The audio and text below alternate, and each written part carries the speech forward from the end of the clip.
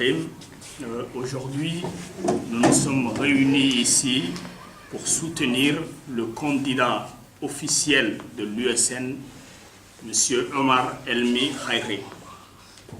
Omar Elmi Khairi, comme tout le monde le sait, est un indépendantiste. Omar Elmi Khairi a lutté pour l'indépendance et souhaite introduire à Djibouti une seconde république.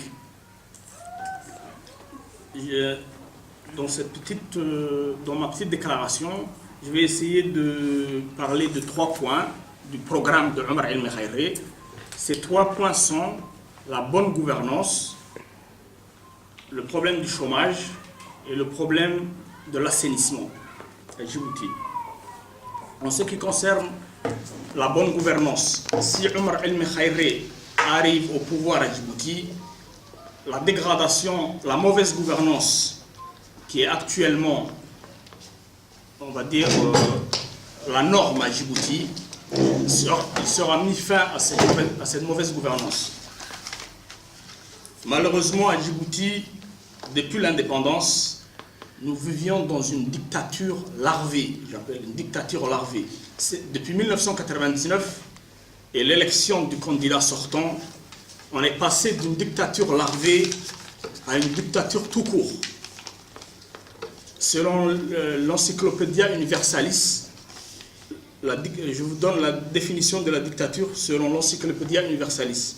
La dictature est un régime politique autoritaire établi et maintenu par la violence à caractère exceptionnel et illégitime.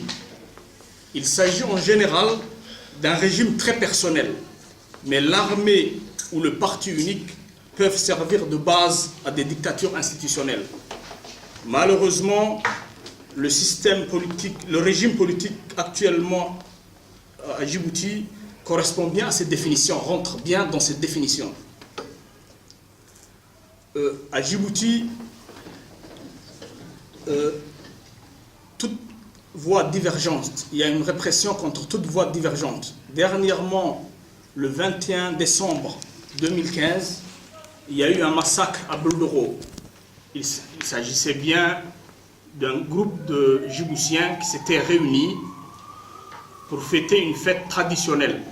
D'autres communautés djiboutiennes, 2 autres communautés djiboutiennes ont organisé leur même fête.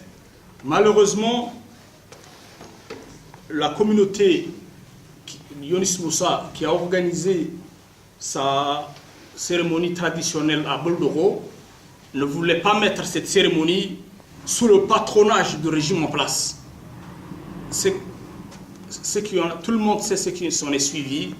Il y a eu 100 morts, plus de 200 blessés. Tout ça parce qu'ils voulaient avoir une voie autonome et indépendante. Si je parle un peu maintenant pour ce qui se passe, cette campagne électorale à Djibouti, tout le monde sait que le temps de parole de l'opposition est très réduit. Très peu de temps de parole est accordé à Omar Elmi Khairi et aux autres candidats de l'opposition.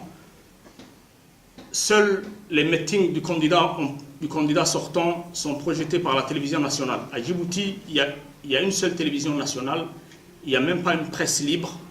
Le seul journal indépendant de l'opposition de l'USN, l'Aurore, vient d'être fermé, vient d'être suspendu pour 2 mois. Donc voilà ce qu'il en est pour la gouvernance et la liberté d'expression. Maintenant, je vais un peu parler, le deuxième point, c'est le chômage. Le deuxième point, c'est le chômage. Ce deuxième point, le chômage, selon les institutions internationales telles que le PNUD, à Djibouti, 40% des Djiboutiens vivent dans la pauvreté et 40% vivent dans l'extrême pauvreté. Et le régime en place est en train de vraiment vendre du vent pour dire qu'ils vont rétablir le plein emploi, alors que, voilà, selon les statistiques, ce n'est pas les statistiques inventées par l'opposition, c'est les statistiques du PNUD. Donc 40% vivent dans la pauvreté et 40% vivent dans l'extrême pauvreté.